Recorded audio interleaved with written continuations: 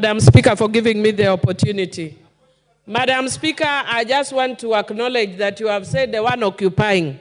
Gen Zs have already told us to occupy. If they can occupy parliament, why can I not occupy the position of minority leader?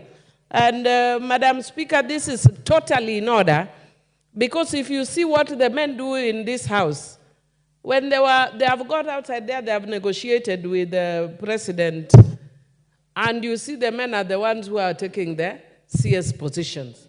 And I think we can sit here and watch them, and they come here and they are talking about also taking this position. In my mother tongue, we say it loika or kumingato. Nisha chukua hii imeenda. So let them look for another one. And if they want to negotiate with me, we negotiate when I am seated. And I told you in this house, bad girls, good girls never get the corner office. I'm a bad girl, I'm sat here, so I'm looking for the corner office. If one day has gone that corner office, I'm taking.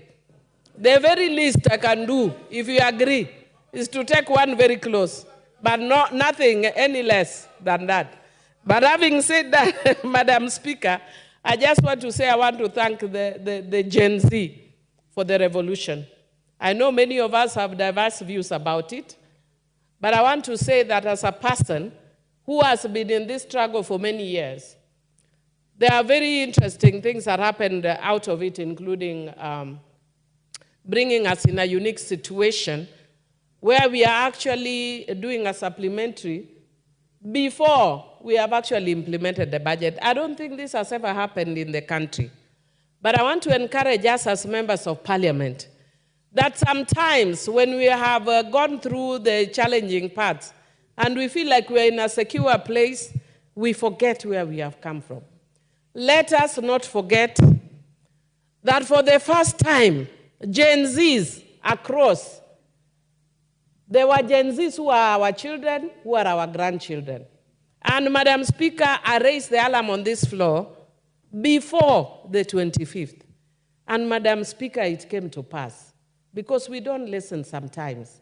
When we are leaders, sometimes we think we have all the answers. We don't. Because we have a generation that are experiencing life differently, and sometimes they're also experiencing the way we did, it's just that we've forgotten. We need to listen to them.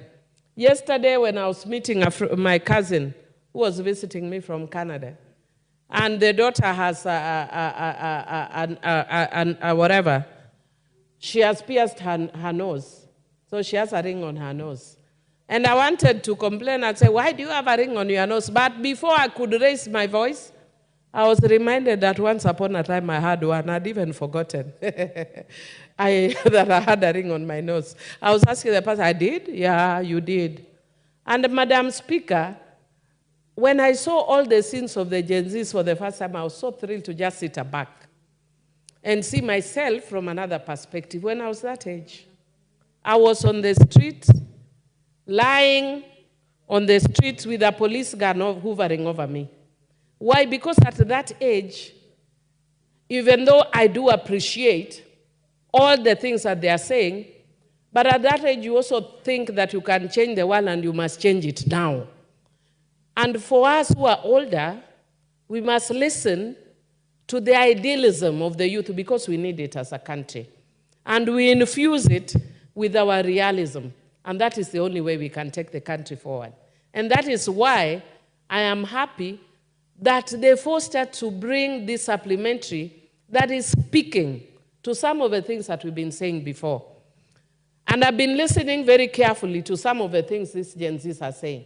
And they say very simple things. Like even today, we had opportunity, some of us who are members of parliament,